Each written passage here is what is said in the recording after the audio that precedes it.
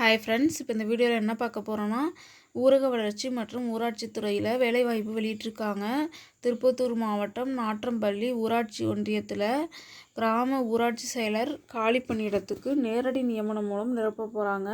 இதற்கான நோட்டிஃபிகேஷன் தான் நம்ம இன்றைக்கி பார்க்க போகிறோம். இதற்கான நோட்டிஃபிகேஷனை ஃபுல்லாக பார்க்குறதுக்கு முன்னாடி நம்ம சேனலுக்கு தான் ஃபர்ஸ்ட் டைம் வரீங்கன்னா நம்ம சேனலை சப்ஸ்கிரைப் பண்ணுங்கள், லைக் பண்ணுங்கள், நம்ம வீடியோவை லைக் பண்ணுங்கள், ஷேர் பண்ணுங்கள், ஃபுல்லாக வாட்ச் பண்ணுங்கள் ஃப்ரெண்ட்ஸ்.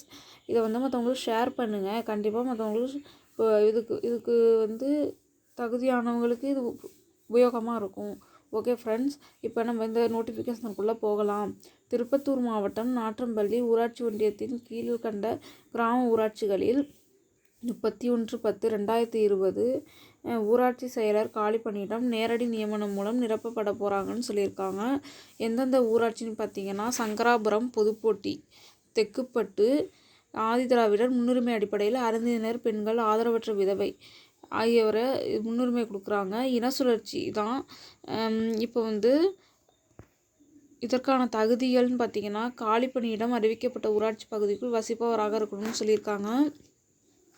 பொதுப்பிரிவினருக்கு வயது வரம்பு விண்ணப்பிக்கும் நாளன்று 18 வயது பூர்த்தியடைந்தும் 1/7/2020 அன்று 30 வயதிற்கு மிகாமல் இருக்கணும்னு சொல்லியிருக்காங்க. ஆதிதிராவிடர், பழங்குடியினர், மிகவும் பிற்படுத்தப்பட்டோர் மற்றும் சிறுபான்மையினர் பிற்படுத்தப்பட்டோர் விண்ணப்பிக்கும் நாளன்று 18 வயது பூர்த்தியடைந்தும் 1/7/2020 அன்று 35 வயதிற்கு மிகாமல் இருக்கணும்னு சொல்லியிருக்காங்க.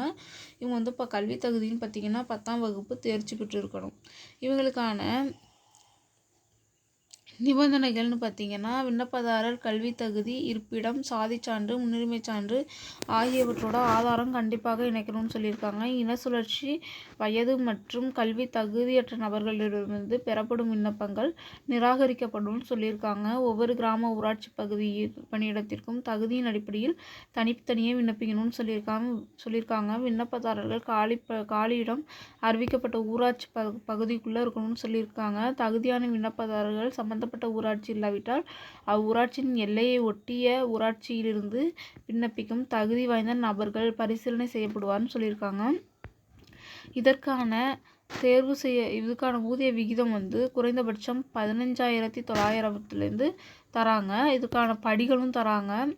பூர்த்தி செய்யப்பட்ட விண்ணப்பங்கள் உரிய சான்றுகளோட நகல்களோட இணைத்து ஊராட்சி ஒன்றியத்தின் தனி அலுவலர், வட்டார வளர்ச்சி அலுவலர், கிளை அவர்களிடம் நேரிலோ அல்லது பதிவஞ்சல் மூலமாகவோ 13/11/2020 பிற்பகல் 5:45 அனுப்பி வைக்கணும்னு சொல்லியிருக்காங்க.